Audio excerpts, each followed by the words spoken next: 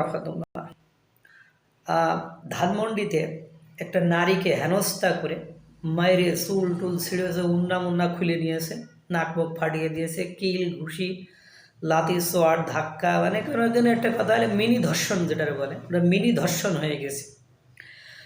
তারা বলছে, আমি বিভিন্ন মিডিয়াতে বিভিন্ন রকম কথা দেখলাম। একটা মিডিয়াতে ওইটা পাবলিশ করে বলছে, ও নাকি বলছে ধানমন্ডি 32 নম্বর ভাঙা উচিত হয়নি।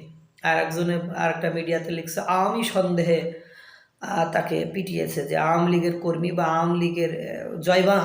আরেকটা চ্যানেল লিখছে জয় বাংলা বলার কারণে তাকে পিটিয়েছে। যাই হোক, এক্স্যাক্ট নিউজ আসলে পাওয়া যাচ্ছে না। হেনস্থ হয়েছে বা তারাও কিছু বলছে না, তারা তাকে অবদস্থ অপমান করছে এটা দেখা গিয়েছে। এবং তারা টুপি পরা থেকে শুরু করে প্যান্ট পায়জামা দাড়িওয়ালা সকলেই তাকে পিটাচ্ছে।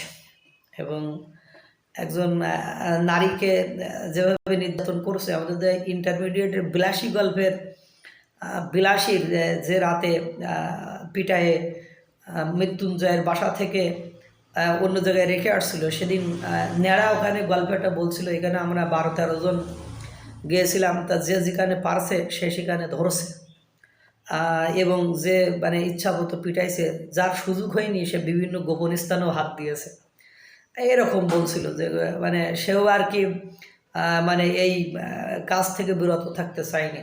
কিন্তু একসময় বিলাসীকে এভাবে নির্যাতন নিপীড়ন করে বাইরে ফেলে দিয়ে এসেছিল।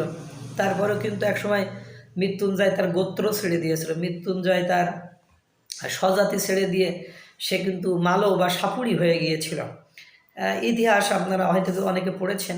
কিন্তু ঘটনা হলো, একজন নারীকে এভাবে অপমান অপদস্থ হেনস্থ, মায়ের পিঠ, তাকে মানে ধর্ষণ, তাকে কর্ষণ বর্ষণ করার মতো দুঃসাহস বা মানে ইচ্ছা মানুষের কেমনে করে হয়? সে যদি কোনো অপরাধ করতো, অবশ্য ওখানে আইন শৃঙ্খলার কোনো বাহিনী নেই, তাকে 2টা ঝাড়ি দিয়ে বা বকা দিয়ে সেখান থেকে পাঠিয়ে দেওয়া যেত। Mob justice is a one kind of system, মানে এটা একটা পদ্ধতি। এখন কথা হলো, এই পদ্ধতিতে আপনি চালু করেছেন কালের পরিবর্তনে, সময়ের পরিবর্তনে, যুগের পরিবর্তনে এই মব জাস্টিস সংস্কৃতি কিন্তু বাংলাদেশে থাকবে। তখন কিন্তু আপনার মা বোন যদি ওই জায়গায় পড়ে, তখন কিন্তু আপনাদের খুব বেশি ভালো লাগবে বলে আমার মনে হয় না। এই জন্য আমরা সবসময় জুলুমকারী, নির্যাতনকারী এই শব্দগুলো নিয়ে অ্যানালাইসিস করি এবং আরেকজনকে দোষী সাব্যস্ত করার চেষ্টা করি, তাকে জুলুমকারী বলতে পারি। কিন্তু ঘটনা আমি জুলুম করছি কিনা, এই আত্মসমালোচনা এটা কিন্তু আমাদের ভিতরে কখনো আসে না।